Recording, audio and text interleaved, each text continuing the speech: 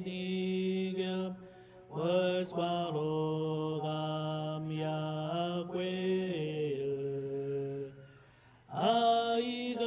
aiganan chudagilotaba imlablaga ebagwe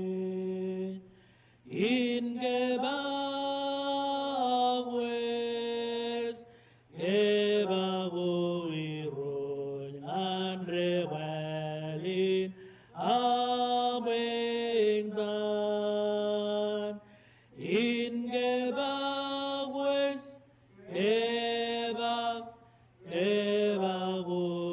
ebagoiros ngan gademartor inna oko charcharengan sherbat yoam gen gachorin shojoam in reywes gen gachadrigri eben iman kila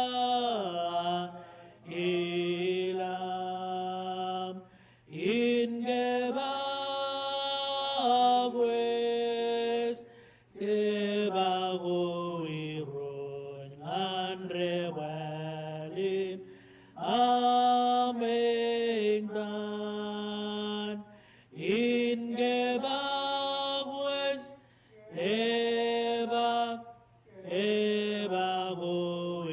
ebagoiros ngan gademartor inna Cenjar mukotara ibendron Ciobani cime bijilang ke beja kieba ke menrong jaga nane wam mukotara ke kanan kamololo kenake daur meja meur jito kujan koi kamar perilo cion serve jo yamman na magar alim nabar kedua adam leling alok kem chala ke hiri alok am cedup kojar jarre wam pek cigen ido meur wam ngan kebo jegem bagaimana kerong jaga yang rong jaga nan go roko jar jaram rojo wodalak cenlongin karre jaram ai charbo kon kabid nani na barcionalen ilo andriwo jalok im tabar purwan arme jarre nam rain motam roj kobado gilo yen charge nam ai charam kamolo le kanake ko per em kejebaro kem yago egem em kogonan bo kemen rong jaga ai nigiyam em giye roy kem beoja kiye I charbo kon kajaraman kem ilo amne jo rong jaga jab rong jaga wadak bo kemen rokamanan nane wam ilo dan Jesus gemi char and rain kumolon chenaba men ibendron ibendron giye do kospelan mark chon jibada chon ngan chiljino yon chinon gospel and Jesus Christ nijinani eno dergana na Isaiah yarche lo ichirigullag ruchilaga iman bejam yo ena ikapojak am yel aidigen chone lamu yene chebarenimba komun kapojak yel andi roj komun kajimo yelgoan chona rido gem peptai yene chebaren em kwalok peptai jewan ugoylok kan chulak charawigo em awle ben ene chudia rarido ngadipen em rujurujule modem chich em peptai jiroj erojilo reba chordon em red kwalok charawi goir em chone pallega nugunuko kammanchen camel em kabol ibn ken kanger kilin kuru em mangai logos go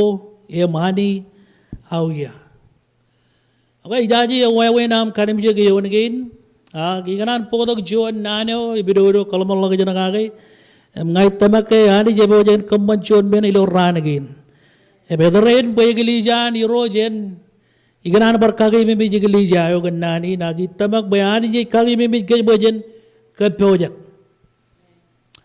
kapojak kamolo lani kapojak e chon men elaman aur em chon meno choji jai uji yo dagay kapojak inji kanono kagay je kanono kan kapojak ngan yido ko yawan iroj ani je kanan bojen kapojak ko baru margagi kapojak nganta Parchuanalan Kapoja Kanaka cried a bag and Chebalagado.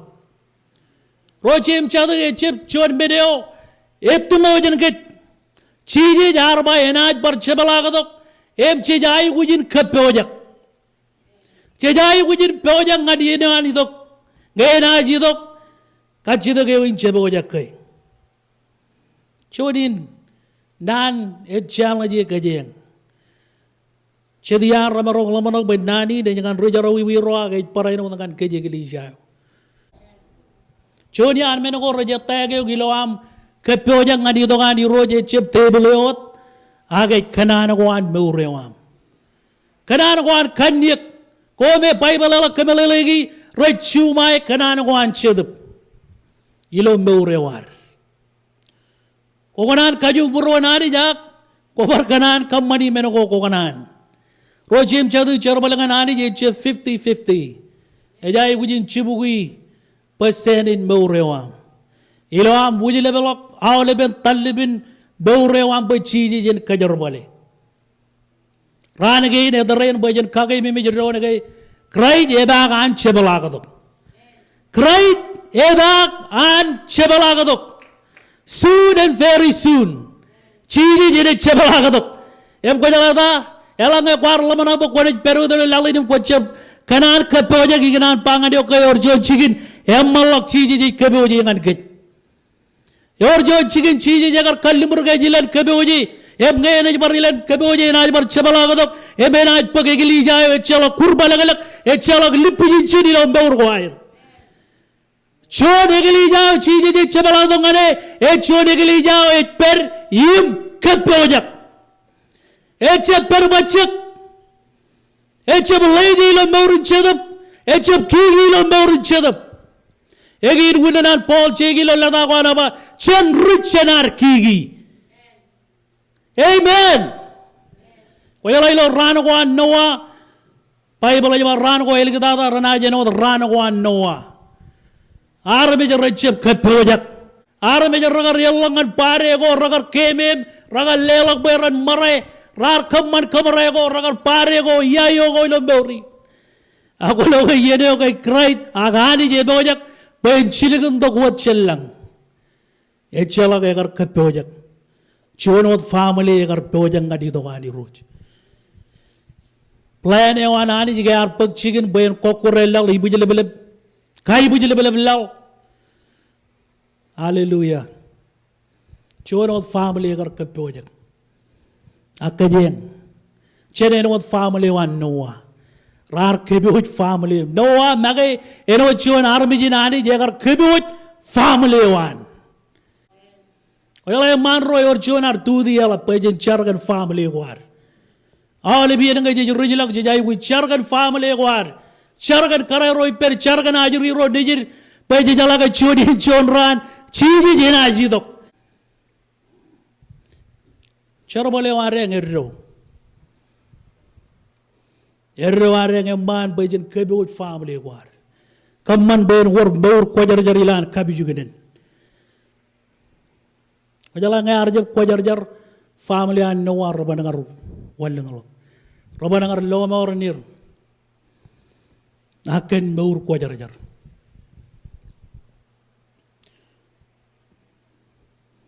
Ani jagar corong Isaiah lo yon gain bayan kadono lo ichiligal lag John richilaga iman bayan kebo jiyalani roj. John probabtai yo yagar kebo jiyalani roj.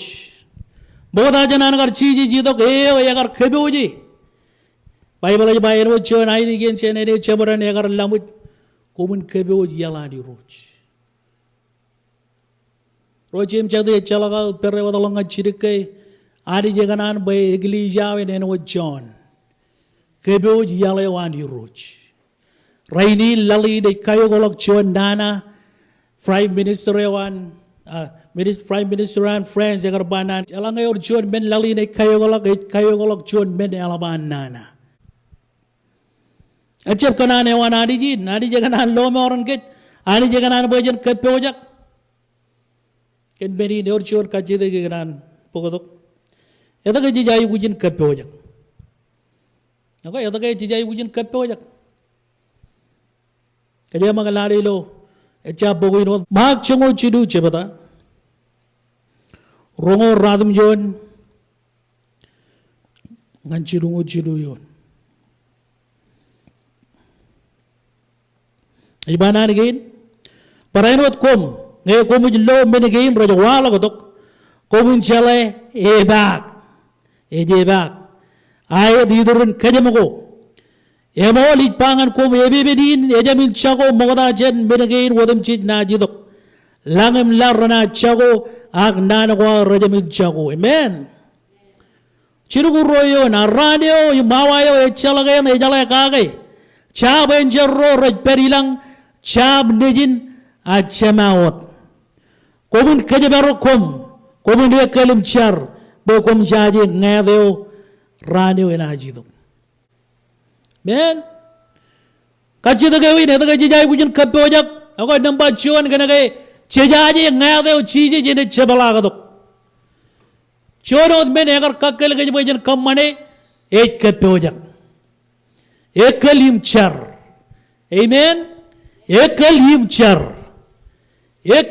char belale ne ekal ko jai wi kaje barok poy mbewre wa men chon mbewre ko jar Pola cheje ilo lata kwan imbana na kain chenchep kiki en wad rorin mich en wad rorin mich cheberi lo tere ko el gitara eba kan iro jidok yene we chebe tolok elu kunin eba cheje je ba eber yidurun kejem awa chala ko kata rane wan iro je eba ela ga jijai wit kape wajak cheje ngat cheje je ni jidok Bina orang jijai wuji ekalim char. Kepojak pematan ciri gitu. Amen. Wajala aram aja raj baur ngadi aram bagai ia mereka belum menakan rana gitu. Acem cuan bena anak belum menakan ini jum cakala jawa. Aku aja believe audi kai ciji jene cebala kato kia. Pengai koban kalau malah jadi menegin kuana cino am. Kamban ang kajag ilo chero balina nani. Kaya ilang regression rajain wadin. Raja bekal. Chejai kujin ekalim pewajak. Kebuj meurginar. Ngayani jene kokore lalin terrain. Yaban agan dreni buji bilablab. Bible aja bayana aja kan kejek yang promise stone. Nani je bagai ngani je ni berkokore lalin kan charawiwi echa ino dan kar kamman dilo terewan noa kanan kar lar laban charawiwi raini ni gailu lab charawiwi men charawiwi echon mene alap karrele gaga turhan gin e mali je rodom lo charawiwi Emor John chamalo kay nana charo iwi kayo lo. Kaya yung promise to nani jene kokore lali nagagay.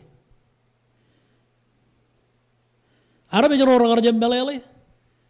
Rala manak naway agar kwalok pachik. Rala manak kospela naway kain kaman kajak rainin. Ngay kajak ngay kwalok kan kospela arabi jiligan kachirere kan kit. Kali kano kan kospelo jeba rajaba churi agayak. Elang ngajalale ilo. Baur wire ilo air ilo kum kamban street outreach.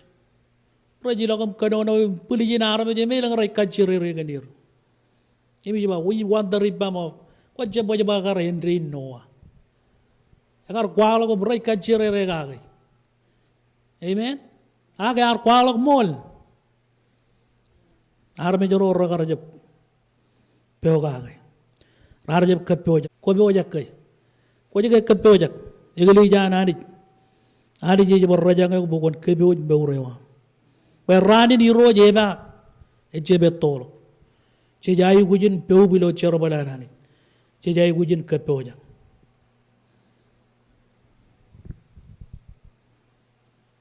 iro yo ga ipojen chamalok 1999 ben chino 2000 yo an arbe jar kamman kachalai kajang jalagan karmini de kar wao bilong majo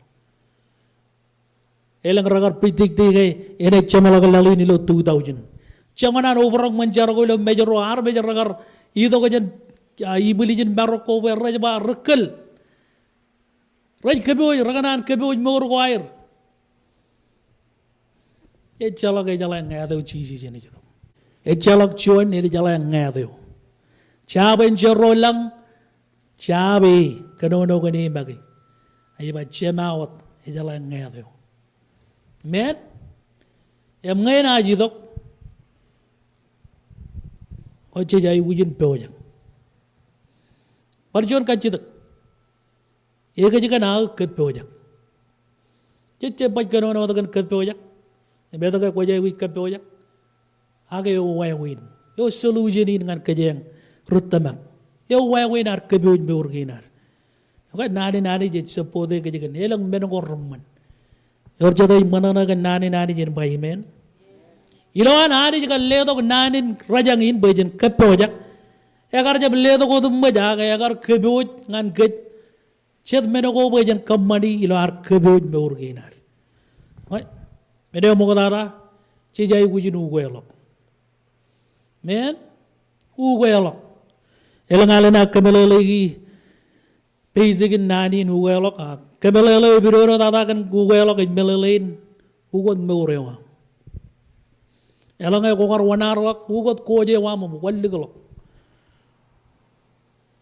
elangay ko kar kayo golok mijin reo okay ugot kojin meur nayam chino am kayo golok meurin reo parchuan men eje bu welokot ko jala eligina bu welok yor jon men ni chibango bu kon kajo rilo am katar chabala ka to ko wan chi jim chi chembelele ga ko jala ta char chiari char pidayo me agar jab char agar enjoy kigi ay namman iloan kigi chiji jo me agar ring dan iloan char cholo kala marog iloan punin em char pigo dan kilanani away agar rito ko lamari e chalo men rar ko manengan pida agar jab ito ko beron bag pida akolo pida agar kodak pagabagawan em cheg loje ngin leo karrejaran periyo ya tagay kanege agar jab char akolo chiji jo me agar char yo me ragar ito kum ragar kamman nanangani nga kone kata kage ke chalok men enana agar hugo to yang anara me joro rar kamman ngani ya tagay kanege agar char begi rude na ba kwala ngo koban char e bidoro am kamman ligi jab anga kone char wajala kamman manan kilanani wajala kamman an kilanani megarda ena penangan koy en wo jesus oga char chi arri melale char awle bran arbe jorani jegli janani chijay wujin arbe jin char je no chon menono ngan meurin chedum wala ga jam menono ilo meurin kanni ko ne met awa chala ko ko ta kilo meurin chedum ngay ko ban char e chalok menowan ngana menono ilo meurin chedum emene chino am rigalak wala chino am mololok wala chino am rigalak am tamak wala chino am kamani men ko rajakar pa nan ko rober kwalo ko lamna ko me rei rabad ngatayo me tamage wa pa wan jango ko eligda rai ganan kajar bali e jigen fojon ro ragar jab kepojak ye jala pe bena to git bible ini kwalo ko lalim rubu lalim rubelele chargo ragar belele ragar keboj kan lam ko air em ko de lale symbolizing kan lam it symbolizing chedabun yuro chedab pojarjar em ko lo kan lam tayo ay kamman ben urur chedabun yuro jilo meurewa char kan lam ko air ragar kamman ben to alam ko kurur और जदे तमक बिनी भाई में अवे तायो नहीं कमन भाई ने पल मेउरिन क्रिस्टियन है वाम गाना के चीज़ तो मेउरिन चार है वाम और जदे ये गनान penjuan karya kayak man legaw achirong yo meni jalaban chidu bu ni ro charbali lo mbeuran iyala ko kokonan ragina me ban kambandengan koy e pek yang bagi chuadem juan werin chala ke bujir Yilo mene mo tara charo ngajagi ngeur perje nu goyalo karre ngeur genar emeli gitara chinjar peje jelo ya urgenchar ngayar me joro anani joro char yala mene gor raja walo gam roj pagchigir sloganan roilo china ragar bananin utama roilo china yamman sloganin yalap char yalap kajur irik char irik kajur nale war pulang elangai yor chuan ene jadalim chakwan beur char balagan irot yor wunin e jago beurin char men kajangan juda ke bendron kajuda ben beuji keren beran itu chuan alin are yang kajamal